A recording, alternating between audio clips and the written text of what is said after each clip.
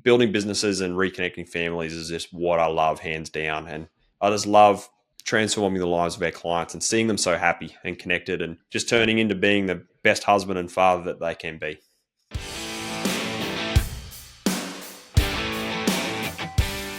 Hi, my name is Rob Kropp, and welcome back to another episode. And Dan, I bet you're absolutely looking forward to today. I cannot wait for today, Rob. And do you want to tell everyone why I can't wait? Oh, you're going to drill me with 1,000 questions. And for those of you who don't know, I'm quite a private person, and I don't love talking a bit about myself and my story. And today is going to be sharing a little bit about my journey and my family and my background, and a bit about who we are and what we do here at Pravar Group and the impact we have with our clients. And Dan, you're going to ask me a million questions, aren't you? I am. We talk about this all the time on the show. We talk about being able to pull the curtain back a little bit. This is more like ripping the Band-Aid off for Rob, everyone. This is rare territory, and it's going to be pretty privileged to hear all of this. But we've managed to tie Rob down. He's not going anywhere, and we're going to be able to go through a bit of the true life adventures of Rob Kropp, and more importantly, the story of Pravar. We thought that'd be a great sort of thing to share with you guys, and give you that sort of sense and a bit of background about where this has all come from, and where we're going as well towards the end. Let's do it. All right. All right. We're going to start at the beginning. I'm going to take you all the way back, Rob, to early years, and just sort of what can you tell us about those early years? Where did you grow up? Where does the story start for you? And give us a bit of a scene and location. Yeah, I'm a Central Queensland boy myself, a self-confessed bogan from Central Queensland, country boy at heart. Grew up in Gladstone, which is Central Queensland, and my dad was a operator at the power station there at NRG, and so we lived there for a number of years. And I went there till about year six, I think it was. And then we made the move to Rockhampton when I moved there with my mum and my sister, and lived in Rocky for a number of years. So yeah, Central Queensland, and that's where I grew up. I love it. I love it. All right. What sort of kid were you? I want to. This is going to be interesting. What sort of kid were you? What did you like to do for fun? What did little Rob run around doing? And what sort of kid was he? Yeah, I was a bit of a sporty kid actually. Early in my time, I played every sport under the sun. I was actually a pretty handy soccer player, and very early in my time, and I was very very good at soccer. I played my cricket. I was a batsman and a wicket keeper in my time, and I love my cricket. I really enjoyed that. Played a bit of touch footy. When I gave up hung up the soccer boots, I moved into rugby league. I played a fair amount of rugby league all the way through high school. Played a year of rugby union, and that's not because I love union. That was because there was a carnival in Gold Coast that I really wanted to go with my mates. So I signed up for union for 1 year, and had a bit of fun there, and went to that carnival. I was pretty good at football, and I enjoyed my footy. Didn't pursue that after high school because I really wanted to get into my career, and I didn't want to get hurt, if I'm honest. And so I kind of hung up the boots the moment I finished high school, and off I went. But I was a pretty sporty kid. I was actually pretty good at school. I was a smart kid, but I was a bit of a lazy kid. And I wasn't great at science or anything like that. I was very much a numbers guy. I love my maths and my accounting studies and all those types of things. I think I just went there, but I think I was pretty smart. I graduated with a pretty good OP at the time, so it was it's pretty sporty but pretty smart at the same time. So Cool. All right. So now I know where all the sledging comes from and all the quick wits. You being a wicket keeper, I can absolutely see. I can absolutely see that happening for sure. Let's see. Let's test this. Can you remember what your high score was as a batsman? oh,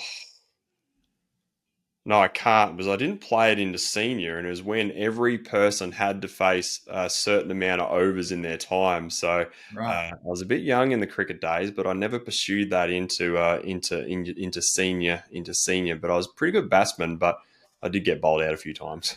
And a hell of a wicket keeper, I'm sure. It's interesting when you talk about cricket, knowing that we've got what we call the Bevan, named after a famous cricketer. It's a story you guys will hear, no doubt, on the show at some point. I'm not going to ruin it for you now, but I know that cricket and sport's a big part of your world. So it's great to hear all that sort of stuff. What about, I'm interested to know, as a kid, did you have any jobs as a kid? Like any paper round or anything like that? Not as a kid. The moment that I was old enough, I went out and absolutely went and got a job, and that's when I was living in Rocky or Rockhampton. I think I got bred into me pretty early on. All my family have come from the farm, and so I think a high work ethic was bred into me very, very, very early on. My dad was a very, very hard worker. And all my family are from the farm and on Sunshine Coast and everything. So I think getting into the workforce was big for me. A, because I think I had that work ethic, but B, I wanted to be able to get out there and make my own way and make my own money. So my first job was in Red Rooster, and um, for those of you who know Rocky, I was in Red Rooster on the main highway on the south side of Rocky. That was my first job. And I worked in Red Rooster in Yeppoon when I lived in there. I lived in Yeppoon. I did a bit of work on the north side of Rocky there. Also did work in pubs, in the bottle shops, and at the bar for a little bit as well. I really enjoyed my time at bottle shops and I don't know, customer service and interacting with the customers and all those types of things. I really enjoyed that. So yeah, I got into the workforce pretty early, and even when I left school, I didn't have any gap years. I didn't go to full time uni or anything like that. Straight up, I went straight into the workforce because I just knew that I was going to be a career person and get straight into the workforce. That was my jam at the time. Nice, nice. I like it. I'm just thinking if Rob's mum's listening and she's got any photos of first day of work at Red Rooster, please send them through. They go on the trade den for sure. I'd love to see that. We'll see what we get. Very good. Okay, let's talk a little bit then. Let's go into a bit more about school. I'm interested to know what sort of student you were. Like, how did you go with that? What sort of subjects did you like? And did you enjoy school? I did enjoy school. I enjoy my school. I love my accounting studies. I like my maths. I probably wasn't great at English and all those types of things. I wasn't very much into the science. There was a few times where I spent a bit of time in detention from mucking around in science and all those types of things. So I was a bit of a rat bag. I I went through a bit of a challenging time in my high school where I moved town. I went through a real upheaval in my own world after my parents got divorced, and that was part of the big reason of why we moved from Gladstone to Rockhampton, because I moved there with my sister and my mum. So moving to a new town, I really took that separation of my parents really really bad, and I think I was a disruptive kid. I was a bit of a pain in the ass in the classroom. I was a bit of the class clown, but I think that was probably because I was just going through just a real shit time for me.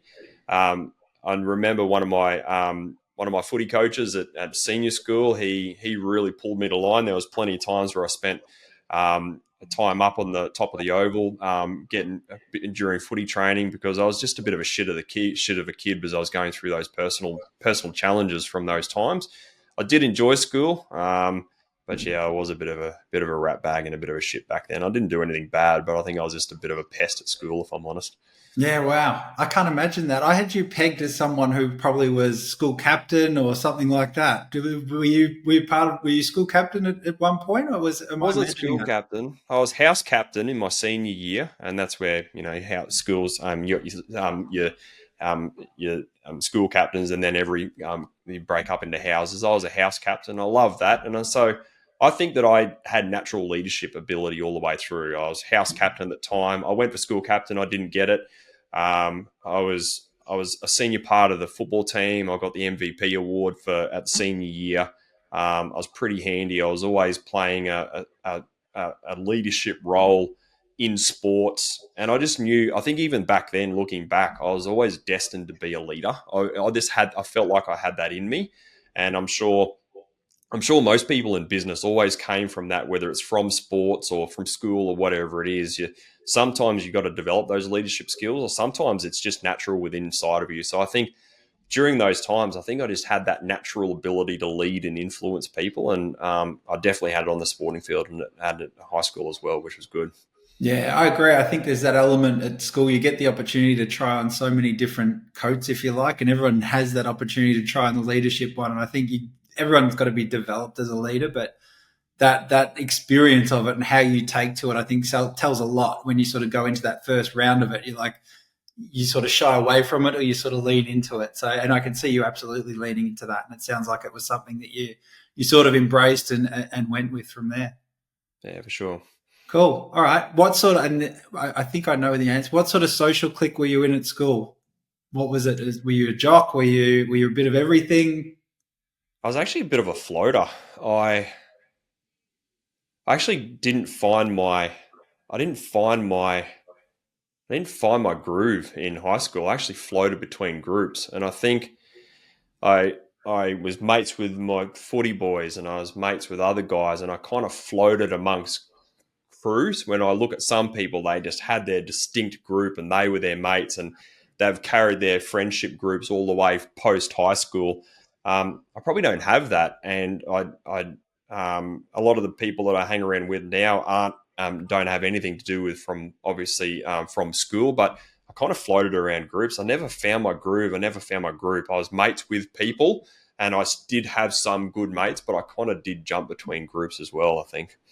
Yeah, for sure, for sure. That's good. I was very similar in that sense. I think I didn't float around as much, but definitely got along with everyone. Was probably pigeonholed into the jock category if anyone cares. But yeah, it's sort of weird how that all goes. What about when we get to the end of high school? What was sort of running through your mind then? And did you have any idea about what you wanted to do? Was it I'm going to go to uni? Where did you sort of land, sort of coming out of high school and into that sort of next phase? Yeah, I think I had a pretty big influence from my dad was a very hard worker. He worked a lot, and they're my earliest memories of my dad just working, working, working. So I think I had that decision in me to go straight into the workforce. Some of my mates were going straight into full time uni. Other times were taking gap years to be able to work out what they wanted to do. I knew early on that I loved business. Um, I and I loved property, and I wanted to build wealth. Like I knew that very early on in my journey. I think that's the influence of my dad and my mum and my stepdad. Like they were three huge influences in my time. And so, very early on, one of the greatest gifts that I got from my parents across the board was the introduction into personal development and property and investing and savings.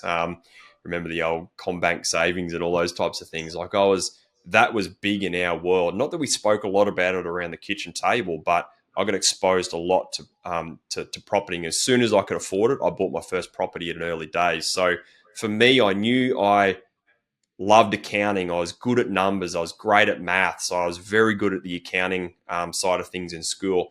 And I still remember clearly one day, I remember part of our assessment in year 12 was we had to pull apart a profit and loss, these company financials, read what was going on, understand, pick apart what was happening, and then give some advice like we were almost giving someone advice. And I remember I nailed that assignment, and there was someone in my class who was sitting there listening to because I was had to do it one on one with the teacher, and I nailed it. And I remember her saying to me, "How do you know that stuff?" And that was like a penny drop moment for me, where I'm like, "This is the path I got to go down." So for me, very early on, I went straight into a traineeship in accounting. I worked in an accounting firm, did a bit of work with the Catholic Education Office in Rockhampton, and just went straight into full time employment while I studied at the same time in accounting. But I knew early on that I was going to be in business, in accounting, in finance or financial planning at some point.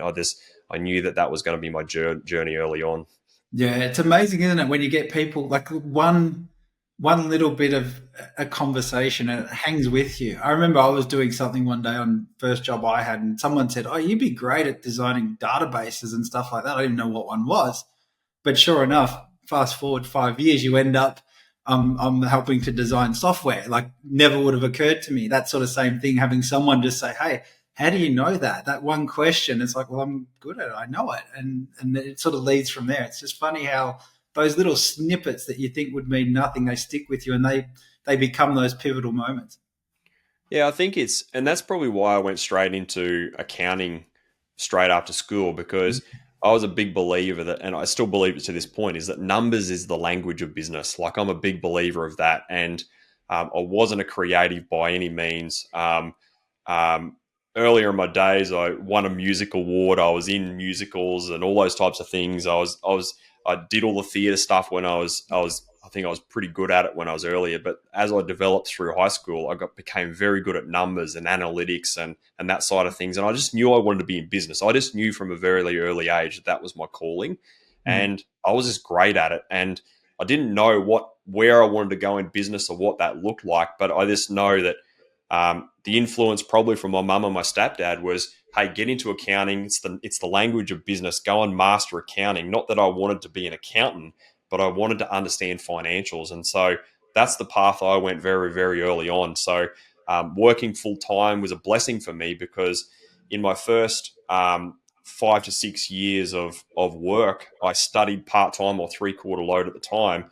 And I was applying everything that I was learning around financial analysis, business improvement, management accounting, all those types of things. I was applying and I was learning. And so when I finished my uni and finished my traineeships and everything, I was so far ahead of the curve from everyone else. Even though I was young, and I still am young, I shaved years off my journey because of my ambition and my drive to master all those things. Yeah, it's amazing, isn't it? That ability to implement what you're learning on the spot almost. It's almost like on the job training, I'm training, but I'm working. The way you look at that can be so influential, and the Yeah, way for sure. the meaning you put on that sort of I'm working really hard, but taking that experience you get to shorten time massively. So I love that. And you talked about there, Rob, the that journey that you sort of went on, and sort of you didn't know exactly where it was, but it was business, it was this, it was that. Jumping forward a little bit, I mean, you went from and talking about not really knowing, but sort of sticking with it. You've got accounting. I know you ended up in the mines at some point, and then there ended up a piece of HR. Like, talk about that little transition. Then, sort of after you've sort of gone through that initial phase, how did that sort of come about, and how did you land yourself in the mines, and then how did you end up doing HR? And just tell us a little bit about the sort of steps in that journey. Yeah, I got exposure to, when I was in working as a traineeship in the accounting firm, I got exposure to financial planning, because very early on, building wealth was going to be something that I knew I was destined to do. And so part of me was like, well, I got to learn this whole thing around financial planning and accounting. And I dipped my toe into financial planning. I studied financial planning. I did a Bachelor of Commerce majoring in accounting and financial planning. Went on further to do a master's degree in HR. But when I dipped my toe into financial planning, I realized at the time that all that was just product pushing. There was no strategy, there was no advice. I felt that accounting was always looking backwards. I wanted to get into financial planning because it was all about looking forward. But then when I got the curtains pulled back on the whole industry at the time, it was almost like, hey, here's the product rather than here's the strategy to actually build wealth. And so when I kind of realized that, all this was happening at the same time, where um, my my mum was a business coach, and later, a little bit down the line, my stepdad Rob joined mum, and they built a very successful coaching business in their own right in Queensland. They had coaches all the way from Cairns to Brisbane, and that was my actual exposure to business coaching. And I absolutely loved it, where they were changing lives, the impact they were having on businesses, the work that they were doing was amazing. And that was then when the penny dropped for me, whereas like personal development, accounting studies, and all those types of things. So the move to the mining industry not was because I wanted to go down that path. It was actually a stepping stone to get me into coaching. It was an absolute strategic move, where I left my traineeship in at the diocese in Rockhampton at Cath I went to Moranbah to begin with. I spent a bit of time there in on site as a trainee accountant, and that was to get as much experience as I can. So I went straight into the finance team. I got exposure to business improvement.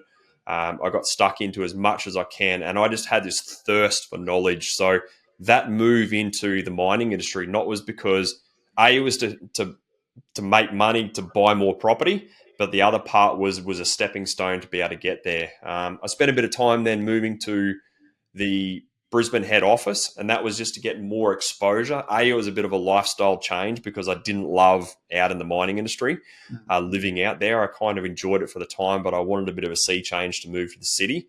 But it was purely just to advance my career. And then the move into HR, I actually finished my graduate program in accounting And then through Anglo Cole at the time, I actually joined a HR graduate program. So through Anglo, I actually moved through their graduate programs, not because I wanted to be in HR with Anglo, but it was a pure move to get as much experience as I can. I got all my studies done at the time when I was with Anglo. So part of Anglo, I nailed a degree, two majors, and a master's degree all through that big block of time. So I was a young guy, but it was a pure strategic move to be able to get into coaching at an early age. Yeah, wow. And that we talk about this all the time, and that sort of idea that people are called to coach. There's that element of you that sort of it's like almost a mosquito buzzing at you. To it keeps coming back through journeys and strategic plays and all of that sort of stuff. So did that calling, was that before you went on this sort of journey of acquiring these skills and the experiences and all that sort of stuff? Or was it coming afterwards? And just talk a little bit about that calling to coach for you, and what was that message over and above having the skills? What was that sort of profound calling that you sort of felt to get into coaching? I think at the time I saw the impact my parents were having, and I just went, I'm doing it. And I didn't, I, I think it was more an idea that I wanted to jump onto because I knew I loved business, and I had a real moment where a coach had a massive impact on my life, unpacking all the knots that I'd caught myself up due to all the pain and resentment and anger that I had towards my dad and everything from when my parents split. Um, I had some real key people in my time coach me through some real personal issues that I had. And so I think all of that just led me to be able to go, you know what, I've experienced this. I want to go and do this myself. And that was probably my calling. And when you talk to any coach, it's because they've gone through something and now they want to share that same message. Yeah, no, I can totally resonate with that whole idea, and even, and this is, I think I admire this. I don't think I've ever told you this, but I admire so much about you. I'm a bit older than you. You don't have to say how much and get into that. This is your interview, not mine, so you can just be quiet for a sec. But I am older than you, and I know my journey was the same, and I think that's the challenge, right? You go into business coaching, and you know you want to do it when you're young, but you haven't got that experience. So where does it come from? And I think for you to have that foresight to go, I'm going to go off and learn this stuff and keep working and do it is just huge, because it shaved years off. I mean, I knew I wanted to coach I did my first one-on-one. I worked through this the other day, was in 1998. It was the first one-on-one coaching session I did. And it was great and exhilarating, but I had no idea what I was doing. I'd just done this one course and done it. And then that realization of, hang on, if I want to do this for real, and I did, then there's got to be that gathering of experience. You can't just sit there and tell someone, hey, do this. It's just your opinion at that point. But where's the experience? Where's the credibility coming from? And for me, that journey took, because I went through a career path to get that, and doing general management and all those sort of things to get the same exposure in those various business units or functions of business. So HR, through finance, through all of that sort of stuff. And you've got to go through that. But for me, that journey took 1998. I can go fast forward to about 2015 if you really want to get into when it became a serious thing. Like, it's a huge amount of body of work and experience that goes into it if you're going to become a business coach of repute, or a real career business coach that hangs their hat on, this is what I coach on, versus all the other stuff you can coach on these days. And I think you had that early, you followed that through, but to shorten that time frame, mate, hats off to you. That's massive.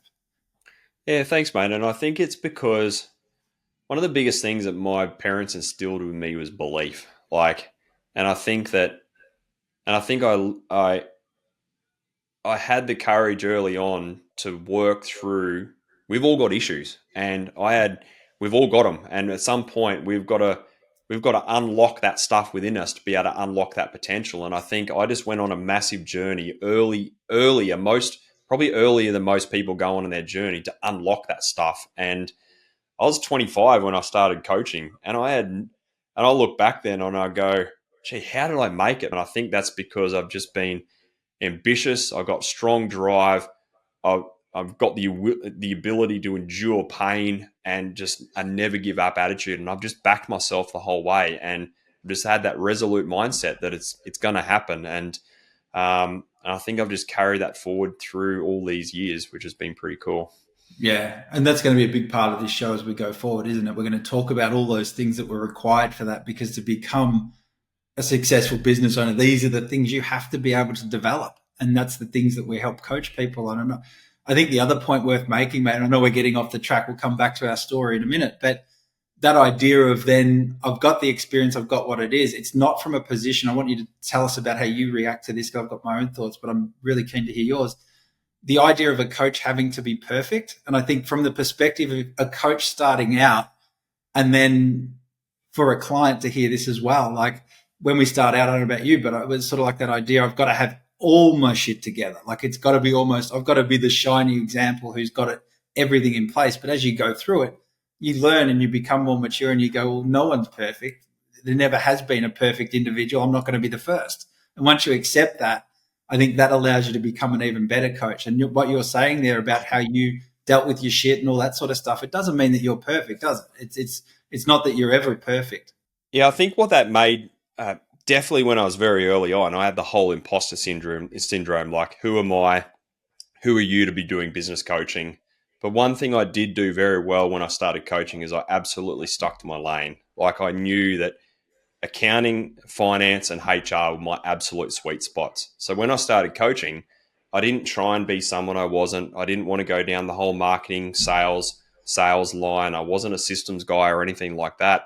Just very early on, I just stuck to my strengths, and that's what got me started, and that's what got me going, and that's where we are today. Like when we are at Pravar Group, what are we very good at is is financial management systems, mindset, and people, leadership, and structures. Like that's where very much our sweet spots now. And so, even though I've been coaching and now run a very successful coaching business, I've just stayed true to who I was, what our strengths are, and what we're very good at. And that's what's made me probably endure all the challenges and made it last and turn the business that it is in today compared to a lot of coaches who put their dip their toe and then they never make it because they try and be all things to all people. So yeah, when I first got started, absolutely, I there was a lot of imposter syndrome. Who am I? Who am I to be this person? But I was just resolute that I was going to make it work, and I think that just comes back to belief and just knowing that it was going to happen. Yeah, that's great. And I think you've sort of jumped into where I wanted to go next, which is that idea of then becoming a business owner. Like becoming a coach is one thing, and that's sort of, we know that as coaches and what that journey looks like. But for the people listening, becoming a business owner for the first time, a lot of those feelings will be the same. And that's why we're going to talk about these so much on the podcast. But in terms of, I mean, knowing the story a little bit, I know it started off as Kropp coaching, and you went into your own sort of business to start with in that sort of sense, which freaks me out because I just can't imagine you putting your own name on something and letting that sit out there as the sign on the door. It's weird. But how did you feel about that? And if it's the same sort of feelings, talk just a little bit about being a business owner, those same sort of feelings and how they came up. And just sort of what that sort of felt like for you when you sort of first went into that space of I'm gonna own a business. Yeah, I think to begin with, at the start, I first got into coaching. I contracted into my parents' business, but I was fully responsible for sourcing my own clients, coaching, sourcing and selling and coaching clients at the time. Um, and at that time, I was just focused on developing my craft as a very good coach. And I spent the first number of years just coaching, and developing the skill set, the craft, the mindset, and just what it took to become a great business coach. But even at that time, I didn't feel like I was still running a business. I wasn't running a coaching business because I didn't have any employees. I didn't have any people. It's almost like when a plumber goes out on their own and they become a contractor and then they start hiring one or two people, they still feel like a tradesman. Their identity is a tradesman. And my identity at the time is I was just a very good business coach. And if anyone asked me, Rob, what do you do? I'm a business coach. And um, but I became very good at it because I practiced and I knew I had a flair for sales. I knew I had a flair for coaching, and my willingness to become a great coach was just off the back of my willingness to ask myself the hard questions. But that kind of only lasted a period of time where my parents' business was moving in a different direction. I didn't want to go down that path. This is what I was living in Brisbane in this time. I went out and started something with one of my mates, one of my good mates at the time, Tim, and we were just we were coaches, and there's more stories I'm sure you'll ask in around that. But even at that point there, I was still a coach, and later down my journey, I made the decision I'm gonna I'm gonna start turning this into a coaching business because there was a point in my journey where I'm like, I just don't want to be a business coach anymore. I really want to run a very successful coaching business. And that was a big step for me to take because it was no longer about me being a great coach, but me running a great coaching business. So huge parts over a number of years to go through that journey. But yeah, very early on in the journey, it was just about me becoming a master of my craft, and I just put my head down and focused very hard on doing that for sure. Yeah, and that journey, it's no small feat. I mean, we've talked about your ability to lead going back to your school days, and I think that big thing of becoming a business owner is making that move. And I know we're going to be talking about this at length over the podcast, but that move from being the the tradesman, if you like, into being the leader of the business is a huge step to take, isn't it? And there's so much that comes up, even though you dealt with stuff before, you're accomplished in what you were doing at the time, learning your craft and becoming a master of your craft. It probably doesn't prepare anyone for that journey of what it takes to become a successful business owner. Yeah, it's a different mindset, it's a different skill set. It's you've almost got to unlearn everything and rebirth yourself and become something new. It's no longer about how good you are at your craft. It's all about people management and self management, and so it's leadership. And very few people build a business greater than themselves, and that's because of people's inability to develop and go through the pain of everything of becoming a great leader. Mm. And I just felt called at some part of my journey where I'm like, um, I don't want to just be a coach. There's something bigger inside of me.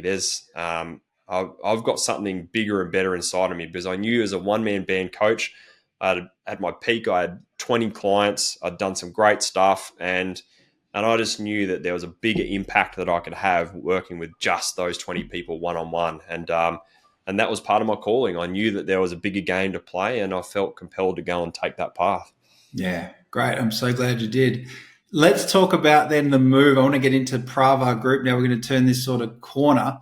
Before we do, though, we're just checking in on our timeline. Are we still in Brisbane at this time? And there's another move coming, I know. So before we get into Pravar Group and what it is and how you came up with that, just talk us through. I know you made a move. Where did you move to, and sort of where are we at in the timeline and the story of Rob? Yeah, so I was in Brisbane for the first couple of years of my coaching journey, and I made the move. Actually made the move to Melbourne, and this was a way out of character thing for me, and that's because as I said before, I was in partnership with a guy called Tim. He was pursuing a lady down in Melbourne, and he's like, "I'm moving to Melbourne." I'm like, "Well, I don't want to." He's like, "Well, I'm moving to Melbourne." I'm like, "All right, I'm single," and I just came to Melbourne. We came down for Melbourne Cup, um, and we enjoyed our time, and I think it was I got to experience what Melbourne was in its best time. I'm like, cool, I'm moving here, and and here we are, and I haven't looked back. Now I'm no longer in that partnership with Tim. We got to Melbourne, and the wheels kind of fell off, and here I was stuck in a city of not knowing hardly any people and everything. But it was one of the best moves that I made because a it put me out of my comfort zone. B I kind of it was my ability to forge my own path. And whilst it was a very challenging moment of my time because I'd moved to Melbourne and business partnership and everything fell over, it was very challenging. I almost had to start again, which I did. But looking back, it was one of the biggest blessings that I had. So yeah, still call Melbourne home today, and love being here. But yeah, that was the reason of the move to Melbourne. Yeah, great, great. And I know you still feel like the country boy, the Queenslander that lives in Melbourne in the big smoke. It's funny to see sometimes the Queenslander still comes out, even though you do call Melbourne home, which I love. I know my wife has had to bash my wife Jackie. She's had to bash. She's a Brighton girl. She's had to bash all the the Queensland slang out of me over time, and the yeah buts and the haze and all those types of things, and they hang shit on me because I call it pool and cool and all those and ports and all those types of things. So Queensland language is very different to Victorian language, I believe. Never gets old. We could almost do a whole episode on your Queensland slang. I'd love it. That'd be I know. hilarious. Um, okay, let's talk then. I know. Let's keep the conversation moving. Let's get in. You're in Melbourne. I want to talk about the idea for Pravar Group and just talk about how you feel about it today and what it means to you. So start with, I suppose, a really good place to start is the name Pravar and where does that come from? Because I think that opens that doorway into what we're doing now and all those sort of things that I'm sure people want to know. So tell us a little bit about that. Yeah, a big part of it for me is when I was in moved to Melbourne. I obviously was operating under Rob Kropp coaching. I hired Steve Green as my first coach. Gav came on board, and I I felt called within to do something different. I just didn't want to be Rob Kropp coaching. I I felt like I wanted to build a business. I wanted to build a brand, and I wanted to build something outside of my name. And so, a number of years ago now, we went down that whole path of engage someone to be able to help me with the brand and the message, because I got to that point in time where I was like, who am I? What's my message? And what do we really stand for in the marketplace? I was very much a generalist business coaching business. And this was back in 2015. We kind of had a bit of a broad range of client base, and I was probably just a bit confused in my time. I didn't really know who we were, what we stood for, who our real client base was, and I just went on this massive journey to piece it all together. And so it was huge, because when I went through that whole process around developing what we operate now under is Pravar Group, it really helped me go back and define, really pull all my elements of my past together. And part of my story and the reason why we coach who we do and why we do what we do today is because my dad was that um, typical trades guy. He was an operator at the power station in Gladstone. He had a fencing and gardening business, Kropp's fencing and gardening, and he just worked his absolute ass off. He saw it in his dad and all his family. All my family have come from the land. They were cane farmers. They were they were dairy farmers, and my dad was just of that generation where he worked and worked and worked and worked and worked. Um, and I remember my dad saying it all the time, I'm doing it for the family, I'm doing it for the family. And pretty much my dad missed out on so much because he was always working. He could come to footy games and sporting matches when he could when I was in high school. But it just got to the point when I was 9 or 10, my sister was 11 or 12, and my parents split. Obviously, they had their own challenges in their marriage and everything, but yeah, they split, and that took a massive toll on me. And um, it was a massive impacting point in my life because I felt like my dad was never around. I never got to saw him. He wasn't present and involved with what I was doing, and so Pravar Group, the name Pravar, it's a combination of two words, which is prana and varga. And when you combine those two words, creates Pravar. And prana means breathe life into, and varna means family. And so the word Pravar actually means breathe life back into the family. And I went on this massive journey to be able to pull all that to pieces to be able to create Pravar that it is today, is because um, um, I realised how much I missed out on as a young fella because of the hours my dad was working, how he was trying to go about making money for the family, and it was a huge point in my life. And that whole song around the cats in the cradle and all those types of things, that's a reflection of my relationship with dad. And my dad and I have had plenty of conversations. Our relationship's getting better. We've had heaps of conversations. I don't blame him for what he did. He was just doing the best that he knew at the time, but man, he was going about it backwards. And so Yeah. Pravar was born, the brand Pravar was born because I wanted to help trades and construction businessmen not make the same mistakes as my dad. And early on in my journey, I had some real success with trades businesses because I felt that they were a bit of a reflection of my dad. I made some. I still remember the Corey the cleaner, Corey Morad. He was one of the early success stories I helped him have go from 1 million to 4 million, doing 80 hours a week down to 30 to 40. Absolutely transformed his family life and helped him become who he is today. And we just from that moment, Pravar was born, and we found our group, and off we went. And so Pravar in its form today is just a whole culmination of my journey, my backstory, who I've served well, my own experiences. And Pravar was born just pretty much out of my desire and want and will to transform businesses and reconnect families, because I feel like that was a big void early on in my life for sure. Yeah, I love that. No matter how often I hear it, that story, it just resonates, and it's so true. It's so authentic, and it comes through in everything we do. And I think even to the point that our coaches have all got a similar or a parallel type story that resonates, and it's sort of like that's even as a group of coaches, we've got that sort of um, passion for what it is that the brand's been set up to do. So I think that's absolutely true.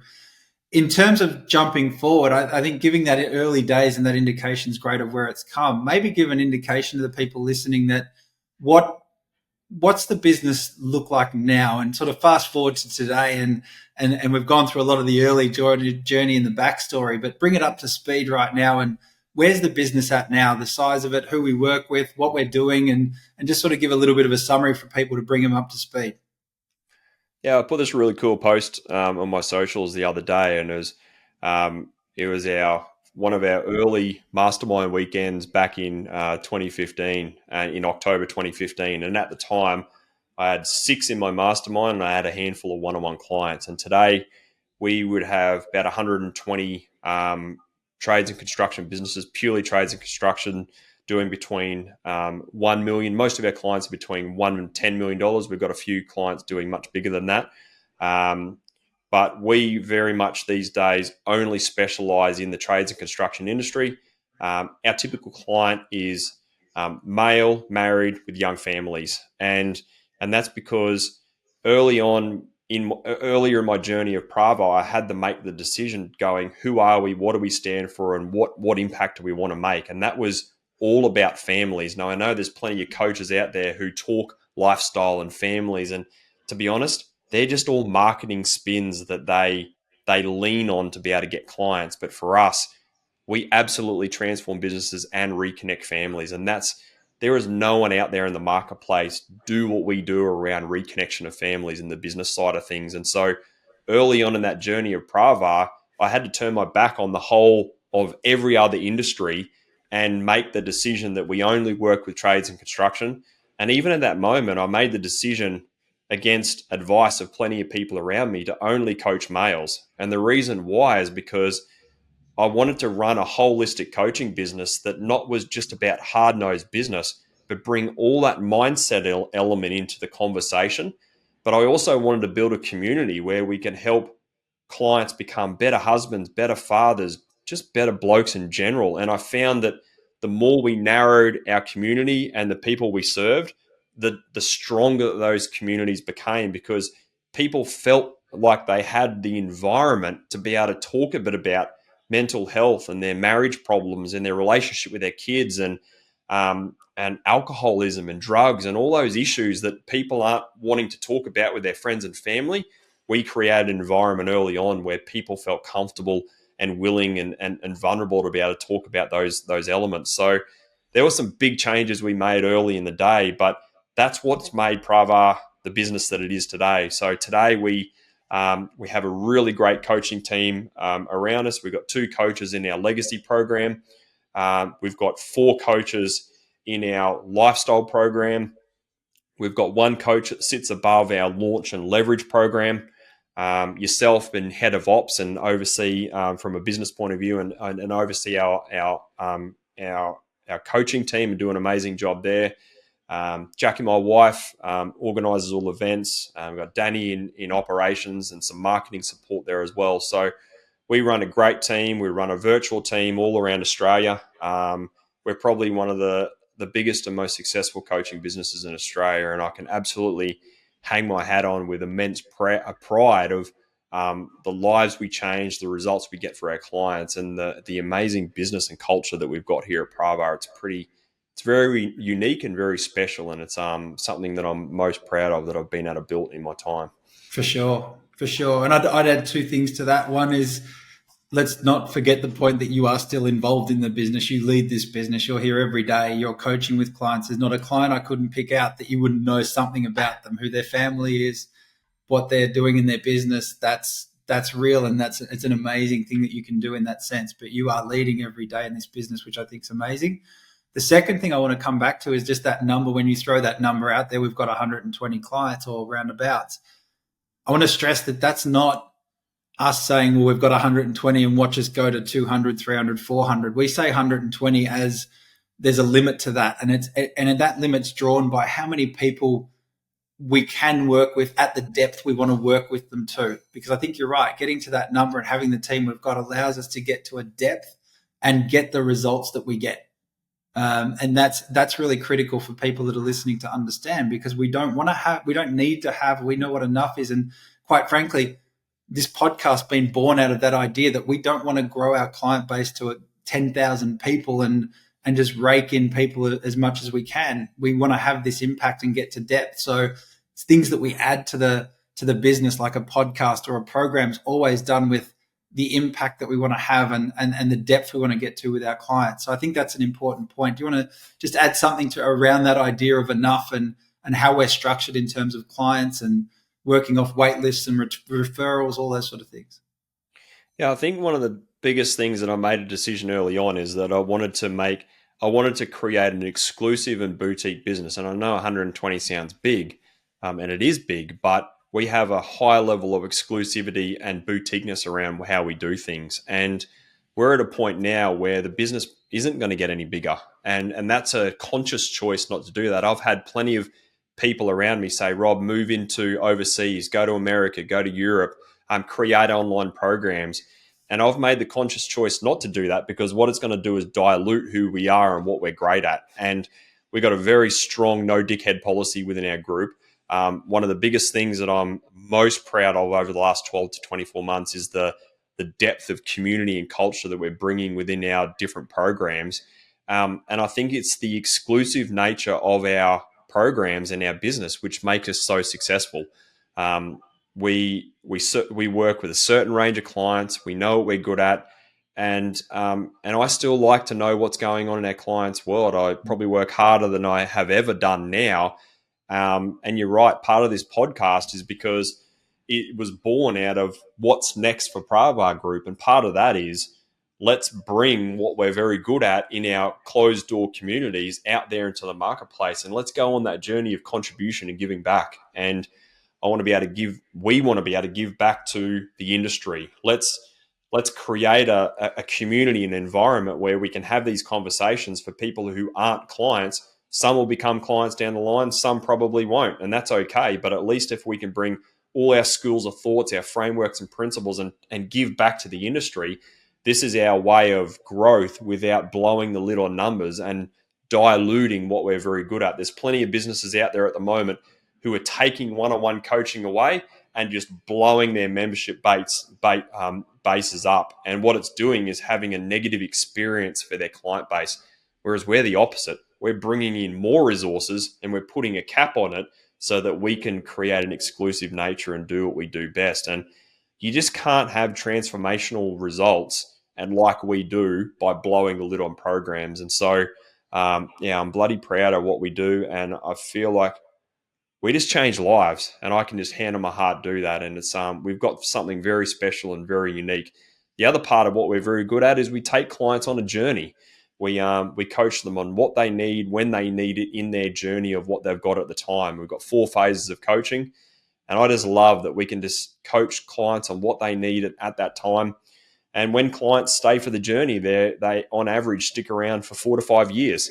They spend a year in launch, 6 months in leverage, 3 to 4 years in lifestyle, and then if they go on to legacy, they do that. Otherwise, they don't. But most clients stick around for a long time. Our results and our retention is pretty special in the industry. So yeah, it's that exclusive and boutique nature of what we've created is what creates the results that we get for clients, which I'm most proud of. Yeah, absolutely, absolutely echo those sentiments. It's a privileged role we get to play as coaches, I think, and to be able to do it in the context that we have and through what you've created, I think, is massive. So yeah, it's great, and you've got all the gratitude in the world from me for the opportunity to be a part of that. I love it. So let's talk about the Kropp family. We talk about family all the time. Tell us about yours and where are you at as the Kropp family? Yeah, good question. Uh, our family is absolutely grown over the last few years. My wife Jackie, beautiful wife Jackie. We've been married for a few years now, and we've got three beautiful kids, and Doug, our dog. So we've got Doug, the golden retriever. He was our first fur baby, and he was our firstborn. So Doug, the dog. And then we had Grace. Grace is 4.5 years old at the moment. Then we had Maddie. She's 2.5. And at the time of this recording, we've just had little Benjamin, or little Ben. He's 8 weeks. So we're in the thick of baby world at the moment. So we've got three beautiful kids. Family life for us is great. We live in Hampton. We're renovating our family home at the moment. Family life is good. We live near the beach. We live very much near Jackie's family, about a kilometre and a bit as a sister, and a kilometre and a bit the other way as a mum. And Jackie's got a really close relationship with her family. So I've slotted nicely in with her family. I love spending time with them. We're very much settled in Hampton, in Bayside, in Melbourne. We live a good life here. I love where we live, and we got a great family. And Jackie's a school teacher. She's a mum at the moment, but she's very much done everything. I love who she is, and I love her for who she is, and she's great. She's a great mum to our kids, and so yeah, big family is a big part in our world. I love business. I love investing, and I love property. I'm very big on property development. I've done a number of developments in my time over the last few years, and investing in other businesses and building Pravar Group to what it is. So life's busy between business and family life. There's and drinking good wine and eating good food and having a good coffee. There's not much time for anything else. But yeah, family's good, and I'm blessed to have a happy and healthy family. I love it, so it's great. Yeah, awesome. No, they're amazing. They really are. And don't forget Doug, because Jackie will kill you if you leave Doug out of the family tree. I know that. We've got a Um, love-hate relationship, my Doug and I. that doesn't matter. Jackie insists, so you're gonna have to keep him in there and stay on the good side. Absolutely. Mate, I'm going to do one thing here. I'm going to issue a bit of a surprise. I don't know if you know about this. I'm sure you don't because I haven't told you. But how'd you feel? I want to wrap this up. It's been such a great conversation, but let's wrap it up with a bit of a lightning round. So anything we haven't covered, all those little bits and pieces. I know you've got to tell the story, which is great. And I know it's not easy for you, but I'm going to make you squirm for one last time if you're up for it. And how would you feel about a bit of a lightning round? I'm going to ask you about 10 questions and just fire them at you and see what these answers come out like. Let's do it. All right. Listen to him. Let's do it between gritted teeth. He loves it being put on the spot too. Two things Rob loves, being put on the spot and talking about himself. All right. Question number one. What's your favourite colour? Oof, blue. Blue is straight up. Nice. All right. Easy. See, this is simple. What's your favourite food? Ooh. Does it have to be one? You just answer the question however you want. You reveal whatever you'd like to. I love dumplings. I'm a very much dumpling fan. But in saying that, when we're in lockdown, in Victorian lockdowns, the first thing our family did is went and had a pot and palmy at the pub when we were out of lockdown. So I do love dumplings, but I do love palmies as well. And palmas or versus palmies, that's another conversation for another down the line. It is. That can go into the trade den. We'll have a bit of a poll probably on this episode about palmies or palmers. Do it. All good. This will be good. Who is your favourite band or musician? Ooh, I'm not a big muso. I know, that's why I asked it. I knew that. I want to hear what you come out with. This is gold. I do like the Foo Fighters, Foo but I'm Fight. not a big muso. I'd say Foo Fighters, but I'm not a big music person actually. All right. I like listening to the radio or the wireless for those older people. Don't You'd be a you're wireless not a fan. talk. You'd be a talk back guy. Yeah, ABC. Exactly. What is the stupidest dare you've ever agreed to? I'm a pretty calculated guy, Dan. I'm a calculated guy. The accountant I in you. will say that I did do skydiving when I was in my younger years, and I I did bungee jumping. We did a client weekend over in New Zealand. It's one of our client weekends. I did bungee jumping, and no one else did bungee jumping. And I just led from the front, and I absolutely loved it. I was shitting myself before I jumped, but it was one of the most thrilling things that I've done as also around skydiving. I loved them. The adrenaline rush was huge. Fantastic. Would you do them again? Yes, I reckon I would. Nice. All right, we'll keep that in mind for next future client events. Just let's. It's not we did it. It's just let's watch Rob do it. Would your 12-year-old self think you were cool? Ooh. Depends on your definition of cool. I reckon my 12-year-old self would be proud. He'd be pumped in terms of what I've been able to achieve in my time. Yeah, absolutely. I would hope so. What about what's your last impulse buy? My last impulse buy was a very nice bottle of red wine, but that wasn't quite impulsive because I do buy a bit of red wine. Nice. I know everyone's going to be asking how much was it? Was it 2 zeros, 3 zeros, or 4 zeros? It was $100. Okay, there we go. My mantra is drink less but drink best, and so I'd rather drink a good quality wine than a shit one. Nice. Have you drunk it yet? No, it's going into my wine fridge, and I'll drink it in a few years' time. Nice. Very good. All right. What is your favorite part of this job? Ooh. Changing people's lives, hands down. We run our mastermind weekends, and it's the one time where we get our clients to bring their partners along. And I got goosebumps just then. I just love changing lives, and I love seeing clients just become who they were meant to be, and just change their lives and their family lives. Like building businesses and reconnecting families is just what I love, hands down. And just little goosebumps then because I just love transforming the lives of our clients and seeing them so happy and connected and just turning into being the best husband and father that they can be. Yeah, love that too. Absolutely. If you had to distill your life philosophy into a quote, a bumper sticker, maybe a song lyric, what would it be? Does it have to be one? I feel like I've got a million sayings. That's all right. I know you do. That's another topic. We can go through Rob's favorite quotes. We'll get all our clients to chip in. No, you can have you answer the question how you like. Last question, by the way. So you answer it however you want. There's three mantras that I live by, and that is face the facts, never settle, and make shit happen. And they're the three Pravar principles that I live and breathe by, and hence the sign "Get shit done" in the background for those who can see this video.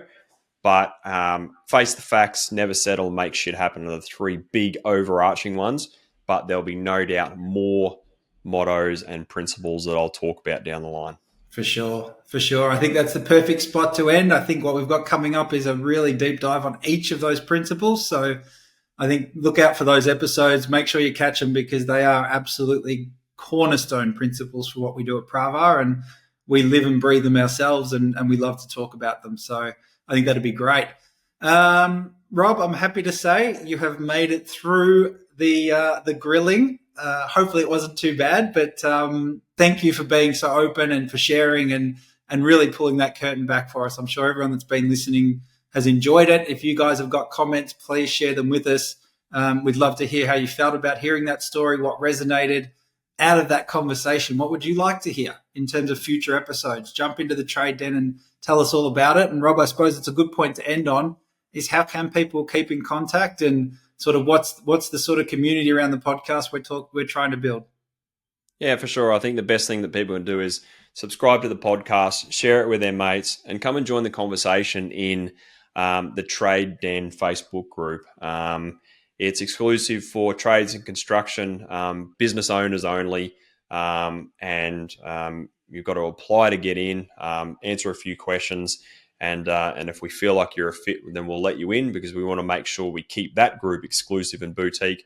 But come and join us there in the Facebook group. That's our community around this podcast, and we're going to have the podcast and that community working side by side. The podcast is a great way for us to have conversations, and the community is the ability to continue those conversations. So subscribe, share it with your mates, your colleagues, all your boys in the industry, and let's get the good word out there, and then come and join us in the conversation down the line as well.